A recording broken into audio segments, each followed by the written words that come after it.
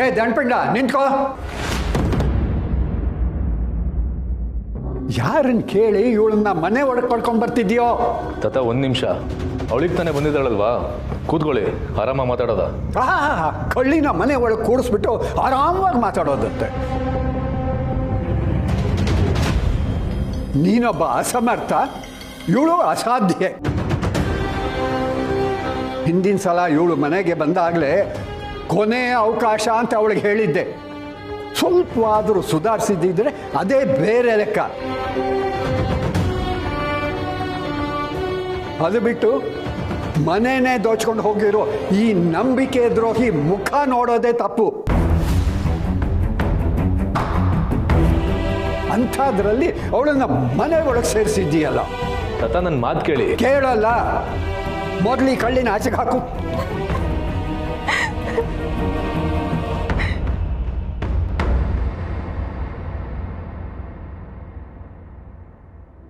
ಈ ನಾಟಕ ಎಲ್ಲ ಬೇಡ. ಯಾರನ್ನು ಬೇಕಾದರೂ ನಂಬೋದು, ಆದರೆ ಉಂಡು ಮನೆಗೆ ಎರಡು ಬಗಿತಾರಲ್ಲ, ಅವ್ರನ್ನ ಯಾವತ್ತೂ ನಂಬಾರ್ದು ಸಮರ್ಥ. ಅದು ಅಲ್ಲದೆ ಮೊನ್ನೆ ವರಮಹಾಲಕ್ಷ್ಮಿ ವ್ರತದ ದಿನ ಇವಳು ಮನೆಗೆ ಬಂದು ಏನೇನೆಲ್ಲ ಮಾತಾಡಿ ಹೋದ್ಲು ಅನ್ನೋದು ನೆನಪಿದೆ ಅಲ್ವಾ ನಿನಗೆ? ಈ ಕ್ಷಣನೇ ಇವಳನ್ನ ಅವ್ರ ಮನೆಗೆ ಕಳಿಸು ಪ್ಲೀಸ್. ಸಾಕು, ಸುಮ್ಮನಿರಿ. ಇಷ್ಟು ದಿನ ಅವಳು ಏನೇ ತಪ್ಪು ಮಾಡಿರ್ಬೋದು, ಆದರೆ ನಾವೀಗ ಅವಳಿಗೆ ಏನೂ ಹೇಳೋಕ್ಕಾಗಲ್ಲ. ಯಾಕೆಂದ್ರೆ ಅವಳೀಗ ಪ್ರೆಗ್ನೆಂಟು.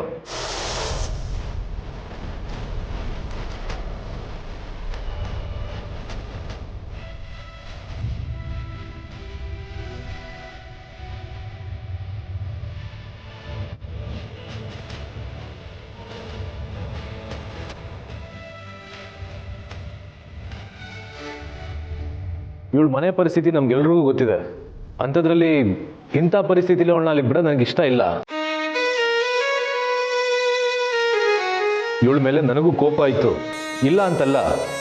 ಆದರೆ ನನಗೆ ಸೊಸೆನೋ ಅಳಿಯೋನೋ ಬರ್ತಾನೆ ಅಂತ ಗೊತ್ತಾದ್ಮೇಲೆ ಆ ಕೋಪನೂ ಮರ್ತೋಯ್ತು.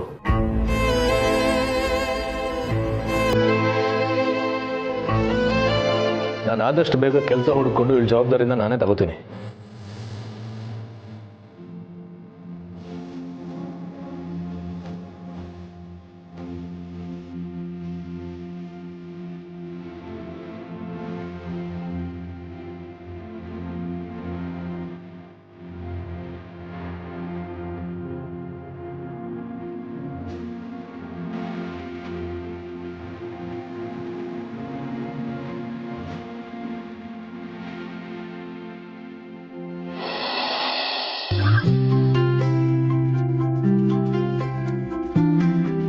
ಪುಣಿ, ಥ್ಯಾಂಕ್ ಯು. ಯಾಕೆ ಮಾವ? ನಾನು ಒಬ್ಬನೇ ಇದ್ದಿದ್ರೆ ಮನಸ್ಸಿಗೆ ಸಮಾಧಾನ ಸಿಗ್ತಿತ್ತೋ ಇಲ್ವೋ. ನೀನು ಜೊತೆಗಿದೆಯಾ ಅಂತ ಮನಸ್ಸು ಸ್ವಲ್ಪ ಹಗುರ ಆಯಿತು. ಹಾಗಾದ್ರೆ ನೀವೀಗ ಬ್ಯಾಕ್ ಟು ನಾರ್ಮಲ್? ಆಲ್ಮೋಸ್ಟ್. ಆಲ್ಮೋಸ್ಟಾ?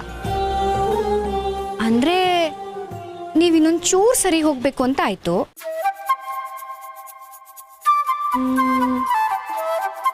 ಹಾಗಾದ್ರೆ ನಿಮ್ಮ ಮನಸ್ಸು ಪೂರ್ತಿ ಸರಿ ಹೋಗೋದಕ್ಕೆ ನನ್ನ ಹತ್ರ ಒಂದು ಪ್ಲಾನ್ ಇದೆ. ಬನ್ನಿ ಹೋಗೋಣ. ಎಲ್ಲಿಗೆ? ಹೇಳ್ತೀನಿ, ಮೊದಲು ಹೊರಡೋಣ ಬನ್ನಿ.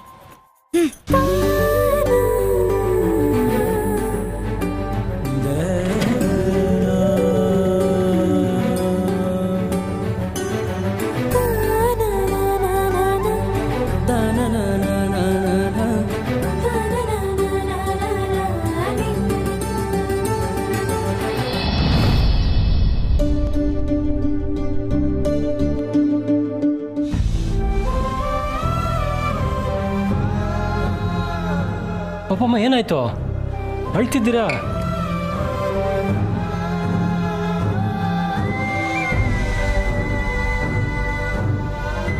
ನಿಧಾನ.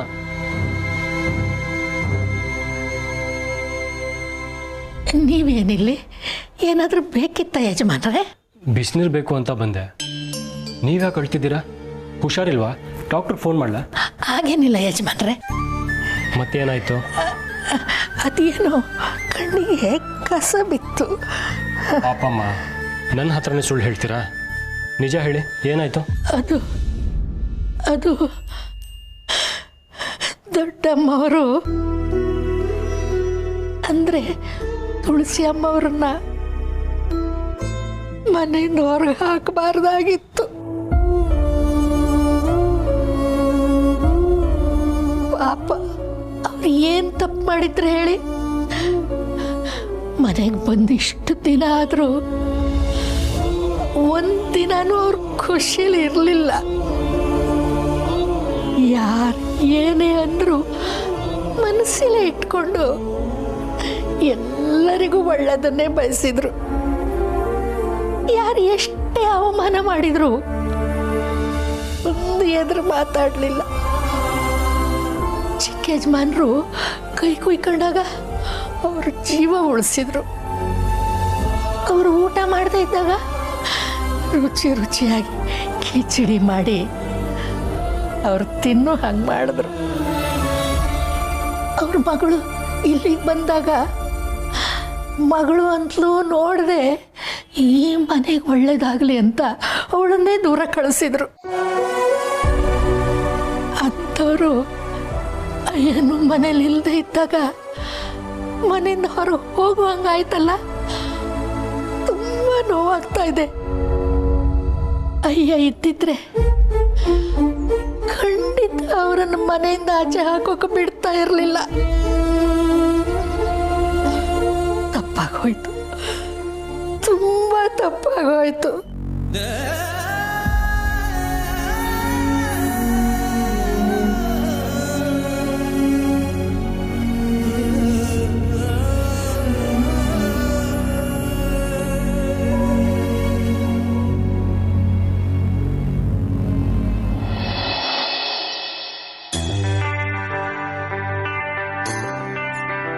ಇವತ್ತು ನೀವಿರೋ ಪರಿಸ್ಥಿತಿಲಿ ನಾನು ನಿಮ್ಮನ್ನ ಇಲ್ಲಿ ಕರ್ಕೊಂಬಂದಿದ್ದು ತಪ್ಪಾ ಸರಿನಾ ನನಗೆ ಗೊತ್ತಿಲ್ಲ.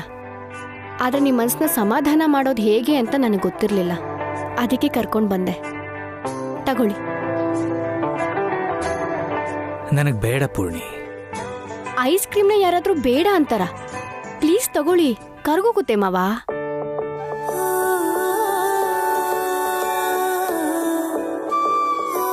ಈ ಐಸ್ ಕ್ರೀಮ್ ಕರ್ಗ ಹೋಗ್ತಿರೋ ಹಾಗೆ ಕಷ್ಟಗಳು ಕರ್ಗೋಗುತ್ತೆ ಮಾವ. ನೀವು ಅದ್ರ ಬಗ್ಗೆ ಯೋಚನೆ ಮಾಡಬೇಡಿ. ಈ ಉದಾಹರಣೆ ತಪ್ಪೋ ಸರಿನೋ ನನಗೆ ಗೊತ್ತಿಲ್ಲ, ಆದ್ರೆ ಇದನ್ನ ನಿಮಗೆ ಹೇಳಬೇಕಿತ್ತು, ಅದಕ್ಕೆ ಇಲ್ಲಿ ಕರ್ಕೊಂಡು ಬಂದೆ.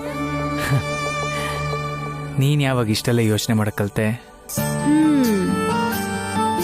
ಅದೊಂದು ದೊಡ್ಡ ಕತೆ. ನನಗೆ ಒಬ್ರು ಮಾವ ಸಿಕ್ಕಿದ್ದಾರೆ. ಅಂದ್ರೆ ನನ್ನ ಗಂಡನ ಅಪ್ಪ. ಎಷ್ಟು ಒಳ್ಳೆ ಆಸಾಮಿ ಅಂತೀರ. ಎಷ್ಟೇ ಕಷ್ಟ ಬಂದ್ರು ನೋವಿದ್ರು ಯಾರ ಹತ್ರನೂ ಹೇಳ್ಕೊಳ್ದೆ ನಗ್ತಾ ಇರ್ತಾರೆ. ತಾಳ್ಮೆಯಿಂದ ಇದ್ರೆ ಎಲ್ಲ ಸರಿ ಹೋಗುತ್ತೆ ಅಂತ ಅವರೇ ನಂಗೆ ಕಲಿಸಿದ್ದು. ಓ ಹೌದಾ? ತರ್ಲೆ ಅಂತಂದು.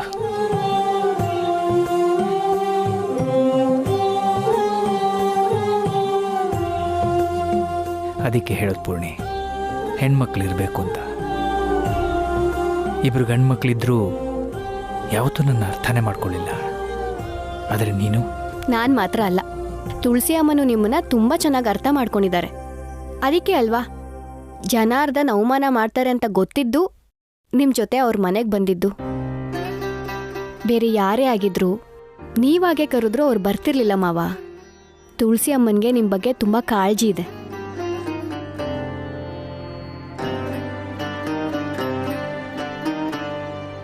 ಈಗ ಮನೇಲಿ ಯಾರಿಗೂ ನೆಮ್ಮದಿ ಇಲ್ಲ, ನಮ್ಗಳ ಮನ್ಸ್ಗೂ ನೆಮ್ಮದಿ ಇಲ್ಲ. ಇದಕ್ಕೆಲ್ಲ ಕಾರಣ ಈ ಮದುವೆ. ಅವತ್ತು ನೀವು ನನ್ನ ಜಾಗದಲ್ಲಿ ಇದ್ದಿದ್ರೆ ಏನು ಮಾಡ್ತಿದ್ರಿ ತುಳಸಿಯವರೇ? ನಾನು ಈ ಮದುವೆಗೆ ಹೋಗ್ತಾ ಇರಲಿಲ್ಲ ಮಾಧವ್ ಅವರೇ.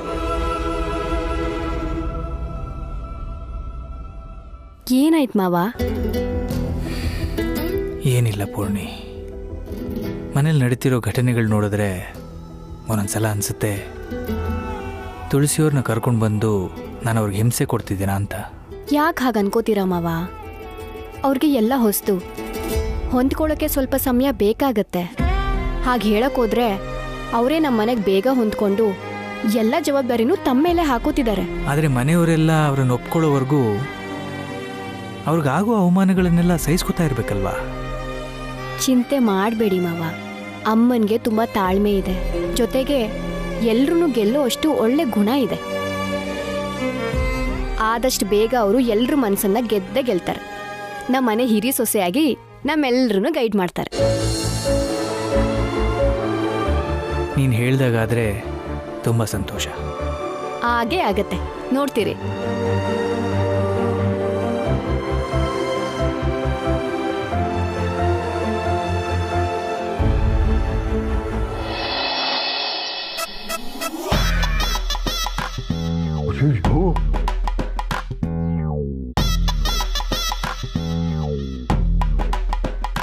ಅಯ್ಯೋ, ಸ್ವಲ್ಪ ಯಾಮಾರಿದ್ರೆ ಆ ಮನೆ ಹಾಳಿ ಮನೆನೇ ದೋಚ್ಕೊಂಡು ಹೊರಟಾಗ್ತಾಳಂತೆ.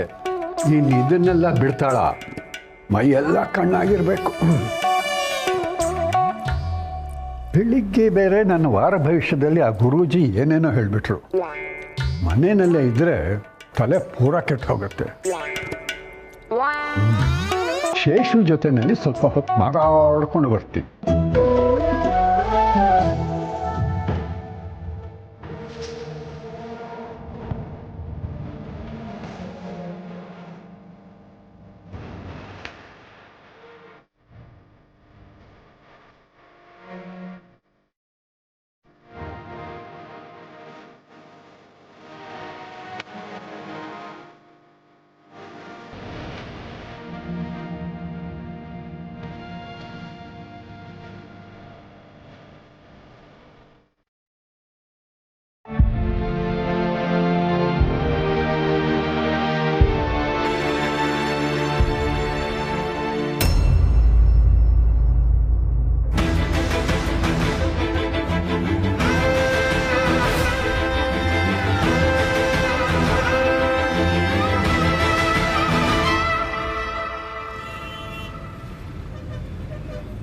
ಮಾವ, ಕೀ ಕೊಡಿ, ಗಾಡಿ ಕೀ ಕೊಡಿ. ಈ ಕಡೆ ಬನ್ನಿ, ಬನ್ನಿ ಈ ಕಡೆ.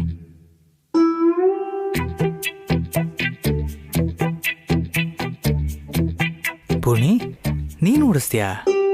ಎಸ್, ಇವತ್ತು ನಾನು ನಿಮ್ಮ ಸಾರಥಿ. ಅರ್ಜುನ್ಗೆ ಕೃಷ್ಣ ಆಗಿದ್ನಲ್ಲ ಹಂಗೆ. ಭಗವದ್ಗೀತೆಯಲ್ಲಿ ಅರ್ಜುನನ್ಗೆ ಕೃಷ್ಣ ಒಂದು ಮಾತು ಹೇಳ್ತೀನಂತೆ.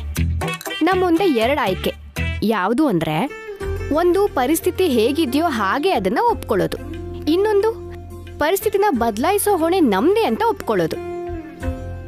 ನೀವೆರಡೂ ಮಾಡ್ತಿದ್ದೀರಲ್ಲ ಮಾವ, ಮತ್ತ್ಯಾಕೆ ಚಿಂತೆ? ನನ್ನ ಮಗಳು ಬುದ್ಧಿವಂತೆ. ಸರಿ, ಹೊರಡಣ್ವಾ? ಶೋ. ಭಯ ಇಲ್ಲ ತಾನೆ? ನನ್ನ ಮಗಳ ಮೇಲೆ ಸಂಪೂರ್ಣ ನಂಬಿಕೆ ಇದೆ. ನಾನು ಅಕಸ್ಮಾತ್ ಗಾಡಿ ಸರಿಯಾಗಿ ಓಡಿಸಿಲ್ಲ ಅಂದ್ರೆ ನೀವು ನನ್ನ ಬಯೋ ಹಾಗಿಲ್ಲ. ಬೈಲೇಬೇಕು ಅಂತಿದ್ರೆ ನೀವು ನಿಮ್ಮ ಮಗನ್ ಬೈರಿ. ಯಾಕೆ ಅಂದ್ರೆ ನನಗೆ 2 ವೀಲರ್ನ ಓಡಿಸೋದು ಕಲಿಸಿದ್ದೆ ನಿಮ್ಮ ಮಗ. ಹಾಗಾದರೆ ನನಗೇನು ಭಯ ಇಲ್ಲ. ನನ್ನ ಮಗ ಹೇಳ್ಕೊಟ್ಟಿದ್ದಾನೆ ಅಂದಮೇಲೆ ಚೆನ್ನಾಗೇ ಹೇಳ್ಕೊಟ್ಟಿರ್ತಾನೆ.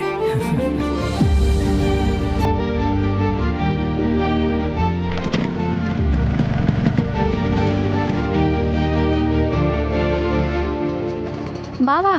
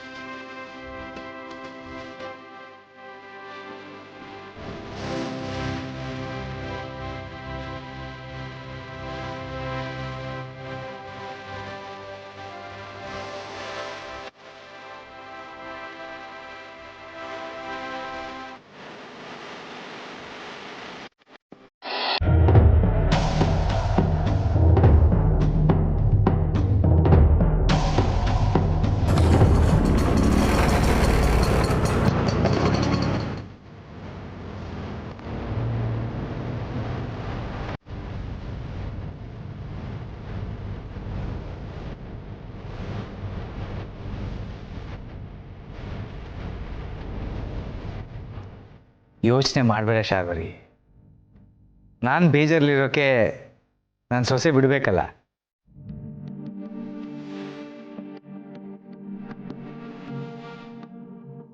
ಪಾಪಮ್ಮ ಏನಾಯ್ತು? ಅಳ್ತಿದ್ದೀರಾ? ಏನಾಯ್ತು ಪಾಪಮ್ಮ? ಹುಷಾರಿಲ್ವಾ? ಮತ್ತೆ ಬಿ ಪಿ ಲೋ ಆಯ್ತಾ? ಅದು ಹಾಗೇನಿಲ್ಲ ಭಾವ, ನೀವಿಬ್ರು ಆಚೆ ಹೋದ್ಮೇಲೆ ಮನೇಲಿ ಏನೇನೋ ಆಯಿತು.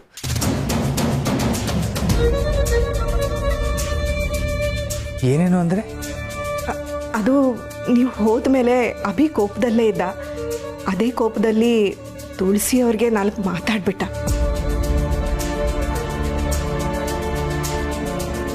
ಚಿಕ್ಕ ಹುಡುಗ ಆಗನ್ನ ಅಂತ ಅವ್ರಿಗೂ ಕೋಪ ಬಂತು ಅನ್ಸುತ್ತೆ. ಅದಕ್ಕೆ ತುಳಸಿಯವರು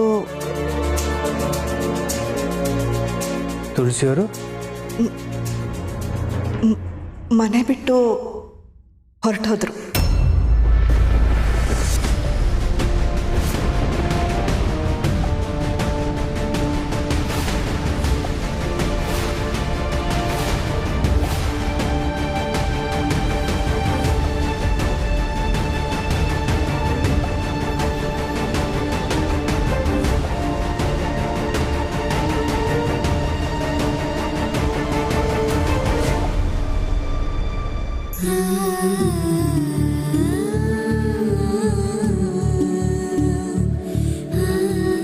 ಅದೇ ತುಳಸಿ, ಬಾ.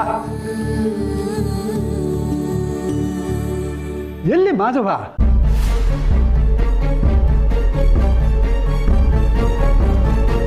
ಮಾವ ಅವರು ಓಹೋ, ಸರಿ ಸರಿ, ಗೊತ್ತಾಯ್ತು ಬಿಡು. ನಿನ್ನನ್ನು ಡ್ರಾಪ್ ಮಾಡಿ ಸಂಜೆ ಬರ್ತೀನಿ ಅಂತ ಹೋದ್ನಾ? ಬಾ. ಅಲ್ಲ, ಸ್ವಲ್ಪ ಹೊತ್ತು ಇದ್ದು ಊಟ ಮಾಡಿಕೊಂಡು ಹೋಗ್ಬೋದಾಗಿತ್ತಪ್ಪ.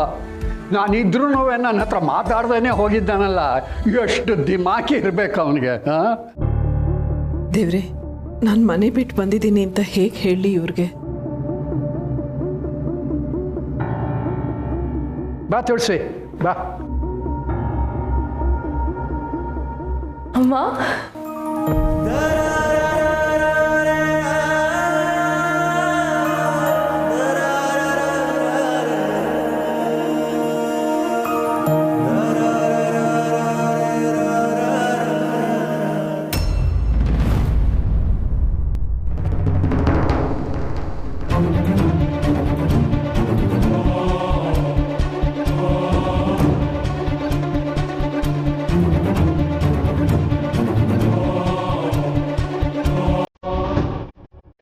ಏನು ಹೇಳ್ತಿದ್ಯಾ ಶಾರ್ವರಿ?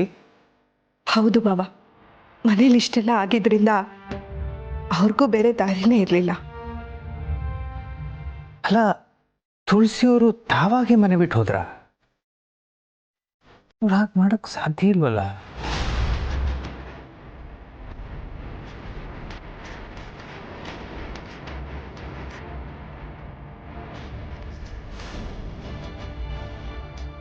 ಚಿಕ್ಕಮ್ಮ ಮನೆಗೆ ಒಳ್ಳೇದಾಗಬೇಕು ಅಂತ ಹೀಗೆ ಮಾಡಿದ್ರು. ಆದರೆ ನಿಜ ಹೇಳಬೇಕಂದ್ರೆ ಅವರಾಗೆ ಮನೆ ಬಿಟ್ಟು ಹೋಗಿದ್ದಲ್ಲ ಅಲ್ವಾ? ಅಭಿ ಮಾತಿಂದ ತುಳಸಿ ಅಮ್ಮ ಮನೆ ಬಿಟ್ಟು ಹೋದ್ರೆ ನೀವೆಲ್ಲ ಏನ್ ಮಾಡ್ತಿದ್ರಿ? ತಡಿಬೇಕಿತ್ತಲ್ವಾ?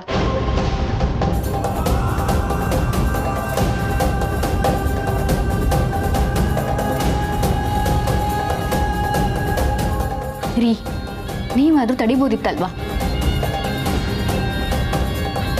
ಏನು ಹೇಳ್ತಿದ್ಯಾ ಪೂರ್ಣಿ? ನಮಗೀಗ ಅಭಿ ನೆಮ್ಮದಿ ಮುಖ್ಯ, ಅವನ ಸೇಫ್ಟಿ ಮುಖ್ಯ. ಅವ್ರು ಆಚೆ ಹೋಗೋದ್ರಿಂದ ಅವನಿಗೆ ನೆಮ್ಮದಿ ಸಿಗುತ್ತೆ ಅನಿಸಿದೆ.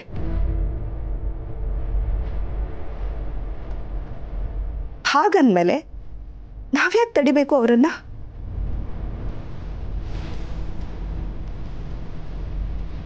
ತುಳಸಿಯವರು ಇಲ್ಲೇ ಇದ್ರೆ ಅದೇ ಕೋಪದಲ್ಲಿ ಅಭಿ ಏನಾದರೂ ಹೆಚ್ಚು ಕಡಿಮೆ ಮಾಡಿಕೊಂಡ್ರೆ ಏನು ಮಾಡ್ತೀಯಾ ಪುಣ್ಯ?